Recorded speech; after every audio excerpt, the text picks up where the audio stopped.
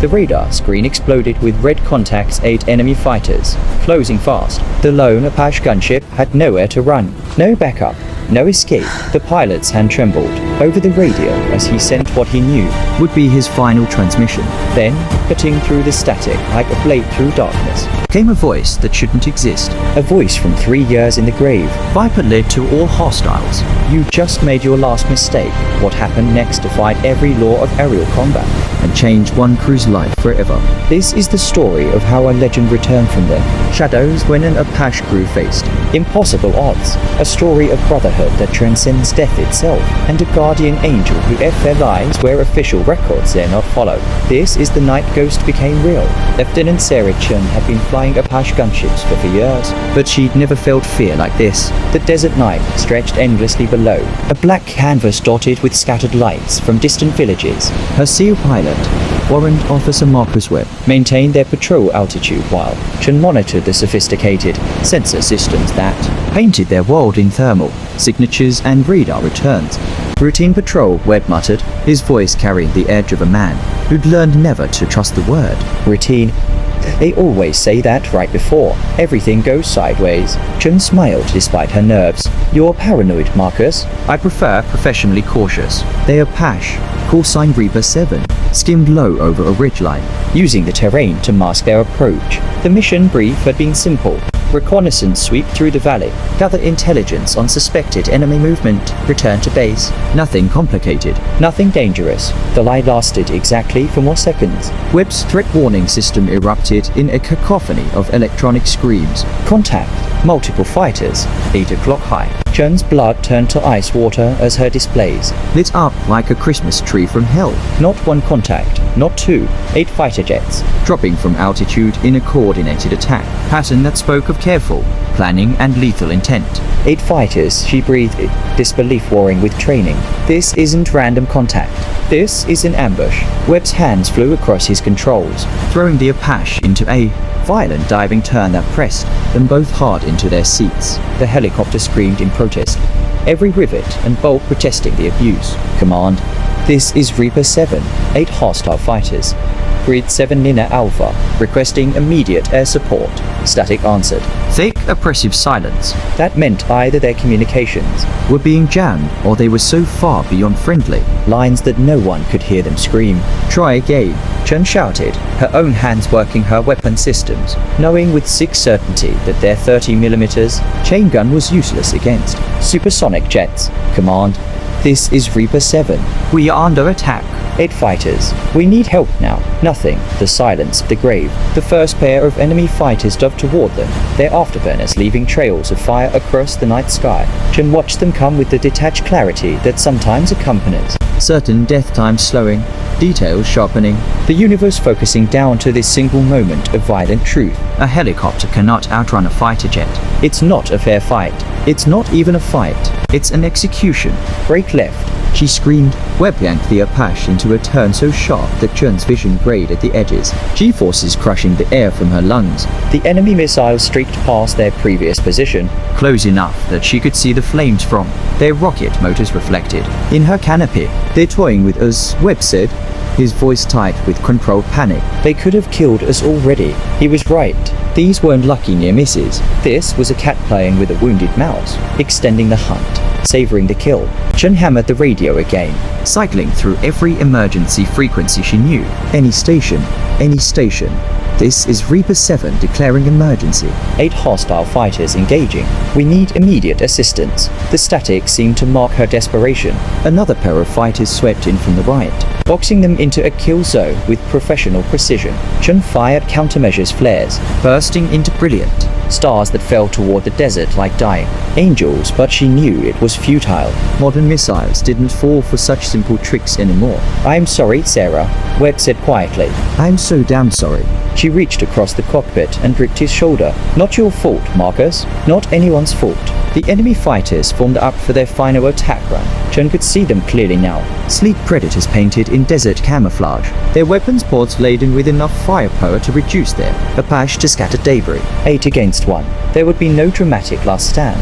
No heroic victory against impossible odds. Just two pilots about to die, far from home. Their last moments unwitnessed except by enemies who would never speak their names. The lead fighter's missile bay doors opened. Chen closed her eyes. Then the radio exploded with a voice that stopped her heart. Reaper 7, this is Viper lead. Maintain evasive pattern and keep your heads down. I've got the shot. Chen's eyes snapped open. That's impossible, she whispered. Beside her, Webb had gone pale as a ghost. No, it can't be. He's dead. Viper lead is dead. Viper lead died 3 years ago. Chen shouted into her radio. Who the hell is this? The response came calm, almost amused. Death is overrated, Lieutenant. Now shut up and let me work. Then the night transformed into chaos. A fighter screamed out of nowhere, not from above where the enemy attacked. Formation waited, but from below, rising from the deck like a demon erupting from hell itself. The aircraft was painted in a camouflage pattern Chen had only seen in old photographs, a relic from was fought before she was born, but it moved like nothing she'd ever witnessed. The mysterious fighter punched through the enemy formation with impossible precision, its cannon roaring. The lead hostile fighter exploded in a ball of fire so bright it turned night into day. Burning debris spiraled toward the desert, painting smoke trails against the stars. Break! Break! Break!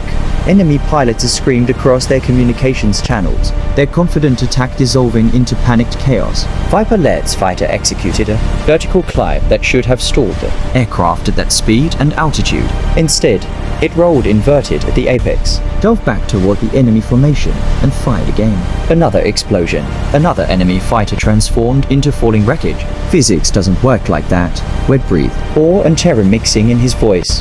That's not possible. I know, Chen said, unable to tear her eyes from the aerial ballet of death unfolding around them. Viper lead moved through three-dimensional space like the air itself was solid ground, banking and turning and diving, with fluid grace that transcended mechanical limitation. He wove through enemy fighters like a needle through cloth, his cannon speaking with surgical precision. A third fighter exploded, then a fourth. The remaining enemy jets abandoned any pretense of formation, scattering like startled birds, their sophisticated attack plan dissolving into individual survival instinct. But Viper lead was everywhere at once, anticipating their moves before they made them, cutting off escape routes, herding them like a shepherd with wayward sheep, except this shepherd carried guns. Reaper 7, come left, heading to 7-0. Viper lead transmitted calmly, as if he were directing traffic rather than conducting a symphony of destruction. You're in my missile envelope. Chen banged the Apache away, following the instruction without question. Behind them, another enemy fighter tried to exploit what looked like an opening in Viper lead's defensive pattern. The mysterious pilot executed a maneuver that Chen would later describe as physically impossible in her official report, a flat scissors reversal at high speed that put him directly on the enemy's 6 o'clock. His cannon fired one precise burst. The enemy fighter came apart in mid-air. 5 down, Viper lead said conversationally. The rest of you can run, or you can join them. Choose quickly. The 3 surviving enemy fighters chose survival. They lit their afterburners and fled east, abandoning their mission, their dead comrades, and any pretense of dignity. Within seconds, they were distant specks on the horizon.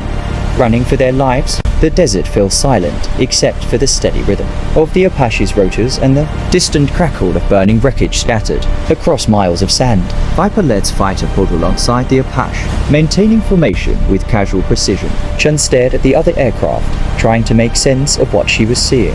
The paint scheme was decades old. The specific model of fighter hadn't been in active service since her parents were young, yet it flew with capabilities that made modern aircraft look primitive by comparison. Who are you? She transmitted, her voice barely steady. The response carried warmth, like a father speaking to a frightened child. Someone who couldn't let you face that alone, Lieutenant. Now let's get you home. But Viper lead died 3 years ago, crashed during a training mission. We saw the wreckage. There was a funeral. Did you see a body? The question hung in the air, unanswered. They flew information toward friendly airspace, the mysterious fighter maintaining protective overwatch on their wing. Chen tried the radio again, finally establishing contact with their home base. Reaper 7, where the hell have you been? The operations officer sounded angry and relieved in equal measure. We lost your signal for 30 minutes. Radar showed multiple contacts. Then nothing. We were engaged by 8 hostile fighters, Chen reported, keeping her voice professional despite the adrenaline still flooding her system. We were saved by friendly aircraft, call sign Viper led. Another long silence. Say again, Reaper 7. Did you say Viper led? Affirmative. Viper led engaged and destroyed 5 enemy fighters. Drove off the remaining 3. Reaper 7. Viper led is standby. Chen glanced at the fighter still flying formation beside them. Through the tinted canopy, she could make out only a silhouette. Pilot who sat with the relaxed posture of someone out for a casual flight, rather than returning from mortal combat. Viper led, we need to know who you really are, she transmitted on their private channel. I'm exactly who I said I am, Lieutenant. I'm the pilot who FLIs when the system fails, when the bureaucrats and politicians make decisions that leave good people to die alone in the dark. I'm the one who shows up anyway. You're supposed to be dead. Maybe I am. Maybe ghosts are real. Or maybe death is just another mission, and I haven't finished mine yet. As they approached the base, Viper led's fighter began to climb, pulling away from the Apache with smooth, steady grace. Wait, Chen called. Where are you going? We need to debrief you. Command will want to. Command wants a lot of things. Lieutenant, paperwork, explanations. Someone to fit into their neat little boxes and official reports. I can't give them that. But we need to thank you. You saved our lives. You already did. By surviving. By making it home. That's all the thanks I need. The fighter climbed higher, becoming a distant speck against the stars. Fly safe, Reaper 7. And remember, you're never alone out there. Not while I'm still flying. Will we see you again? Webb transmitted, speaking for the first time since the engagement ended. The answer came wrapped in something that might have been a smile. Only if you're in trouble. Stay out of trouble. Then Viper lead was gone, vanishing into the night as completely as if he'd never existed at all. The Apache touched down hard, its landing gear absorbing the impact of a rough return. Ground crews swarmed the aircraft immediately, finding bullet holes and shrapnel, damage that confirmed the crew's story even as it raised more questions. Chen and Webb climbed out of their cockpit on shaking legs, adrenaline crash hitting them like a physical blow. Intelligence officers were already waiting, their faces set in expressions of professional skepticism. We need your full report, one officer said. Everything that happened out there. We were ambushed, Chen said tiredly. 8 fighters. We called for help. Viper led appeared and saved our asses. Lieutenant, Viper led died 3 years ago. Captain James Reeves, killed in a training accident. Then his ghost FLIs one hell of an aircraft. The intelligence officer's expression didn't change. What did you actually see? I saw an old fighter with a paint scheme from 20 years ago move like nothing I've ever witnessed. I saw it destroy 5 enemy jets in less than 3 minutes. I saw it do things that violate every principle of aerodynamics. I was taught. Chen met the officer's eyes steadily, and I heard Captain Reeves' voice. I've listened to recordings of his radio transmissions 100 times. That was him. Radar showed 6 contacts in your area. You're Apache. 5 enemy fighters who never made it home, and something else. Something that appeared and disappeared, without following any flight pattern we could track. That was Viper-led, Webb added quietly. Whether you believe it or not. The intelligence officer closed his notebook. Your aircraft has damage consistent with aerial combat. Satellite imagery shows wreckage at 5 separate crash sites in the area you described. But officially, we have no record of any friendly aircraft in that sector tonight. Officially, Chen repeated. And unofficially, Lieutenant, you're the 7th aircrew in the past 2 years to report being saved by a dead pilot flying a ghost aircraft. Each time, the evidence backs up the story. And each time, we can't explain it. Chen and Webb exchanged glances. What do you think is really happening? Webb asked. The intelligence officer looked around to make sure they weren't overheard, then leaned in closer. I think Captain Reeves understood something the rest of us don't. I think he found a way to keep fighting, even after the system said he was done. And I think there are some missions that matter more than following orders or official policy. You believe he's alive? I believe some warriors never stop fighting. Whether that's the same thing as being alive. The officer shrugged. That's above my pay grade. What matters is that when crews are in trouble, when the normal channels fail, when good people are about to die forgotten in the dark, someone shows up. Someone who won't let them face it alone. Over the following weeks, Chen tried to find answers. She dug through old records, talked to pilots who'd flown with Captain Reeves, searched for any evidence of what really happened 3 years ago. The official story was clean and simple. Training accident, pilot error, aircraft lost with all hands, closed casket funeral, full military honors. But the unofficial story, whispered in ready rooms and pilot lounges, was very different. Captain James Reeves had been the best fighter pilot of his generation, a natural who flew with instincts that seemed supernatural, but he'd also been outspoken about rules that put politics ahead of protecting troops in the field. When pilots called for help, Reeves believed help should come immediately, without bureaucratic delays or risk-averse commanders cancelling missions because the paperwork wasn't perfect. That attitude had made him legendary among combat crews and deeply unpopular with senior officers who valued procedure over results. Then came the training accident that wasn't quite an accident. Witnesses reported seeing 2 aircraft, not one, hearing radio transmissions that were never officially recorded, finding wreckage that didn't match the aircraft Reeves was supposedly flying. They wanted him gone. One retired pilot told Chen over drinks at the base club. Not dead necessarily, but out of the way. Too unpredictable, too willing to ignore orders when lives were at stake. So what happened? Official version, he crashed. Unofficial version, he decided that if the system wouldn't let him protect his people from inside, he'd do it from outside. Went underground, kept flying, kept fighting, became the guardian angel that no one can prove exists, but everyone knows is real. Chen thought about that, about a pilot so dedicated to protecting his fellow warriors that he'd abandoned his identity, his career, everything official and recognized, to keep flying missions that mattered. Why doesn't anyone stop him? The old pilot laughed. Stop him, Lieutenant. Do you know how many aircrew have come home alive because Viper Led showed up when they needed him? How many families still have their loved ones because are dead? Pilot FLI is a ghost aircraft. The brass might not admit it publicly, but privately, they know exactly what's happening, and they look the other way. Because he's effective, because he's necessary. In a perfect world, crews would always have backup. Communications would always work. Help would always arrive in time. But we don't live in a perfect world. We live in this one. And in this world, sometimes you need someone willing to break every rule to do what's right. 6 months later, Chen found herself in trouble again. A reconnaissance mission gone wrong. Enemy fighters converging on her position. Communications jam. No backup available. She'd been through this before. She knew how it ended. Except this time, she wasn't afraid. Come on, Viper, she muttered, throwing her Apache into evasive maneuvers. I know you're out there. The radio crackled. Reaper 7, this is Viper Led. Glad to see you remember our previous engagement. Chen smiled despite the missiles tracking toward her position. Hard to forget, sir. Think you can handle 2 of these fighters if I take the other 4? I'll make it work. That's my girl. See you on the other side. And just like before, the mysterious fighter appeared from nowhere, moving like physics was optional, turning impossible odds into a manageable fight.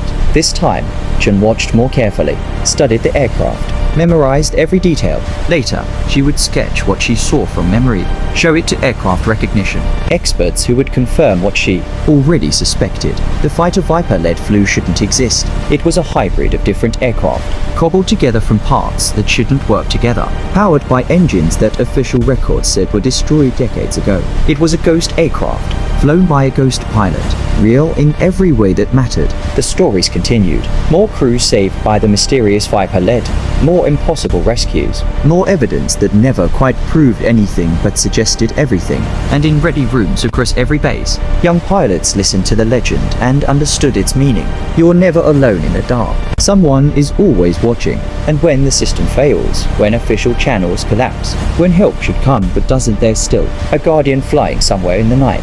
A warrior who refused to stop fighting just because they told him he was done. A legend who proved that submissions matter more than career or recognition or official approval. A ghost who's more real than most living pilots will ever be. Lieutenant Chen still FLIs. still patrols dangerous skies. And sometimes, on particularly dark nights when the radios are silent and the world feels very empty, she hears a familiar voice checking in.